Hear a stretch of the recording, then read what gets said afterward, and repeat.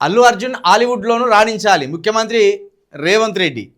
హైదరాబాద్ కోకాపేట్లో Allu cinemas multiplex ప్రారంభోత్సవంలో CM Revanth Allu Arjun తీసుకపోయి జైల్లో ఏమైనా చేసినావు, మళ్ళీ హాలీవుడ్ హీరో కావాలి, హాలీవుడ్లో సినిమాలు తీయాలి, హాలీవుడ్లో కూడా సక్సెస్ కావాలని మెల్లగా నవ్వులు చిందించుకుంటా అల్లు అర్జున్ని మురిపిస్తానవా ముఖ్యమంత్రి గారు?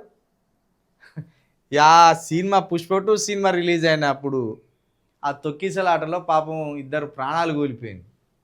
అది కక్ష పెట్టుకొని ఇంకో స్టేజ్ మీద ముఖ్యమంత్రి గారి పేరు మర్చిపోయి ముఖ్యమంత్రి గారు ఏదో ఉండే కదా అని అడిగినందుకు తీసుకపోయి రోజు జైల్లో వేసి పడేసిండు, చెంచల్గూడ జైల్లో వేసిండు. మళ్ళీ ఇప్పుడు ఏమంటాడు, అల్లు అర్జున్ హాలీవుడ్లో రాణించాలి అని ముసి నవ్వులు నవ్వుకుంటా అల్లు అర్జును మల్టీప్లెక్స్ థియేటర్స్ కట్టిండట. ఎక్కడ కోకాపేట్లా కట్టిండట. నిన్న 2 చూసుకున్నాడు. ఇక అటు పోయి మెడికోవర్ హాస్పిటల్ ఓపెనింగ్ చూసుకున్నాడు, ఇటు అల్లు అర్జున్కు సంబంధించిన అల్లు సినిమాస్ మల్టీప్లెక్స్ ప్రారంభోత్సవంలో కూడా పాల్గొని ముఖ్యమంత్రి గారు వచ్చిండు.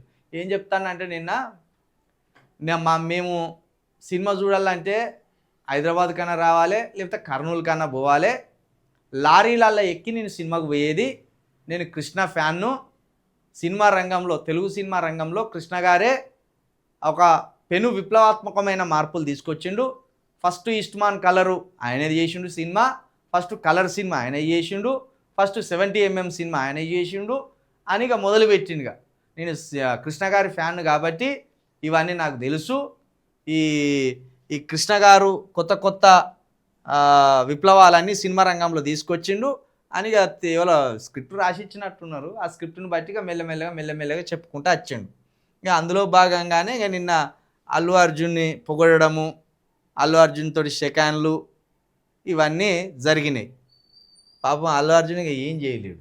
ఎంత హీరో అయితేంది, ఎంత పుష్ప అయితేంది, అంత తెర మీదనే. బయట అసలు పుష్ప రేవంత్ రెడ్డి గారు. వీళ్ళంతా సినిమా నటులే. ఈ సినిమా నటులు ఎగిరి గాల్లో దునికి అటు గుద్దుడు ఇటు గుద్దుడు అంతా వచ్చిదే. అసలు సిసలు హీరోలంతా పొలిటికల్ లీడర్సే. అది అసలు పవర్ అంతా పొలిటికల్ లీడర్స్ దగ్గర ఉంటుంది. కాబట్టి ఇక తప్పది, నువ్వు ఎంత పుష్ప అయినా ఎంత గాల్లో ఎగిరిదానినా అంత వచ్చి ముచ్చటే. ముఖ్యమంత్రి గారి దగ్గర తల వంచవలసిందే, దండం పెట్టవలసిందే. ఈ ముఖ్యమంత్రి గారు ముఖ్యమంత్రి అయినాక ఒక్క ప్రభుత్వ బడి కట్టి ఓపెనింగ్ చేసింది లేదు, ఒక ఆసుపత్రి కట్టి ఓపెనింగ్ చేసింది లేదు. గిట్లా ప్రైవేట్ అన్నీ ఓపెనింగ్ చేసుకుంటూ పోతాను.